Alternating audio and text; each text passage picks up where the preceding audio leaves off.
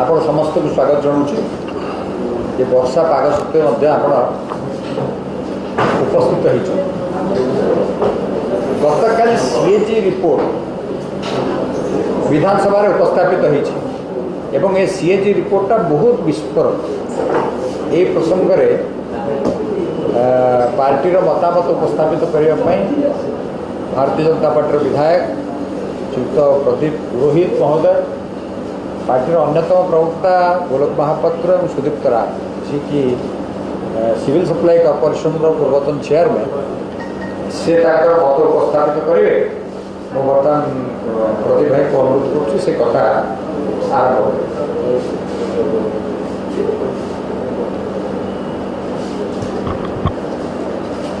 CAG report आधार जो CAG report आप देखुवे गतकाली विधानसभा उपस्थापित होती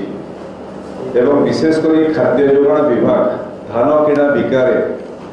जो व्यापक अनियमितता होती सीएजी रिपोर्ट रे विस्तृत भाव उल्लेख कर 2010 बदल वर्तमान बीजेडी कोहालिया मुखपात्र तथा पूर्वतन मंत्री प्रताप देव महोदय एवं वर्तमान जोगाड़िया मंत्री food and civil supply Sanjay Das Verma धान किणा बिकारे किभली घोटाला करिसंती, केते टंका चाषी लुट होइछि एवं मिल मालिक मानकर सह मिसी किभली भागबंटा कर खाइछंती पैसा चाषी पकेट पैसा किभली योजनाबद्ध हिसाब से लुट कर तार सविशेष तथ्य विवरणी सीएजी विभिन्न जिला तदंत कला रिपोर्ट उपस्थापित कर प्रति मंडी रे केते जिला तदंत अनुसंधान कला सीएजी रिपोर्ट उल्लेख कर मंडी रे 2 ରୁ 4 केजी चाषी धान कटा जोटा आम आगु विधानसभा आलोचना प्रसंग में कहूलु जे चाषी मंडी में चाषी धान कटा हो 305 कोटी टंका सीएजी रिपोर्ट हिसाब से 2 ରୁ 4 केजी छटणी रे 305 कोटी टंका चाषी लुट हो पैसा सीधा सलख मिल मालिक मंत्री पकेट को जाइए 582 कोटी टंकार केंद्रीय सब्सिडी आसवा कथा आप 2010 ରୁ 15 मध्य जो हिसाब देवा कथा राज्य सरकार केंद्र पाखे 64,000 कोटी टंकार ऋण बोझे ओडिशा त्रस्त हो सारी किंतु जेतेबेले केवल हिसाब दे 2010-15 धान किणा बिकार हिसाब बेले ओडिशा सरकार 582 कोटी टंकार सब्सिडी लाभ पाई किंतु दुर्भाग्यर विषय केवल मिल मालिक मानक सहैवा एकाउंट्स सठिक विवरणी केंद्र को देले नहीं जो आम 582 कोटी टंका ओडिशा लोके ओडिशा चाषी ओडिशा लुज गला 3 जिल्ला रे सर्वे करे सीएजी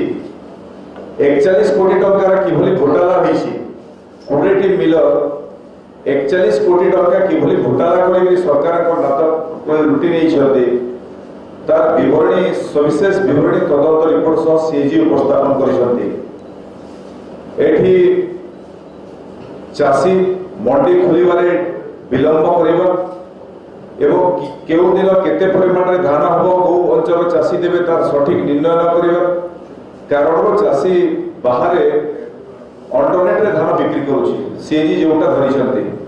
एवं या पछरे सरकार मंत्री प्लानिंग अच्छी मिलर्स मान को सहेला भलिया कोहालिया प्रताप दे स्पोक्स पर्सन एवं संजय दास वर्मा 2010 ରୁ 15 305 कोटी टंका एमाने लुटी नहीं जाइछंती। ओडिशा मुख्यमंत्री पाखे सीएजी रिपोर्ट पहुंची सारी तथ्य अच्छी आगु विधानसभा आलोचना होती समस्त प्रसंग में किंतु आज जाए मुख्यमंत्री चाषी स्वार्थ ए दिगरे कौन तदंत कले ना कौन पदक्षेप नेले ना कौन मिल विरुद्ध एक्शन नेले ना सिविल सप्लाई डिपार्टमेंट अधिकारी विरुद्ध कौन पदक्षेप नेले ना मिलित हिसाब से चाषी 305 कोटी टंका लुटी नहीं जाती। आम भारतीय जनता पार्टी आज दाबी करुछि जे यहाँ 2010 रु 15 ए जो अनियमितता होईछि चाषी 305 कोटी टंका लुट होईछि ओडिशा सरकार गोटे तदंत कमिशन बसांतो तदंत करंतु एवं ता पूर्वरु एमानक विरुद्ध एक्शन नियंतु एवं आमे तो दाबी करिवु जे यार गोटे एते चाषी मानकर पैसा लुट होईछि ओडिशा सरकार कहूछि सब बेले चाषी प्रति दरद अछि ताहले यदि चाषी प्रकृति दरद ठीक अछि ताहले यार गोटे CBI inquiry Bharatiya Janata party दाबी करुछि ए पैसा चाषी पैसा मिल मालिक केते पाइला प्रताप देव पूर्वतन मंत्री केते भाग पाइछंती वर्तमान मंत्री केते भाग पाइछंती अन्य अधिकारी माने केते भाग पाइछंती तार सीबीआई तदंत करा जो भारतीय जनता पार्टी दाबी करुछि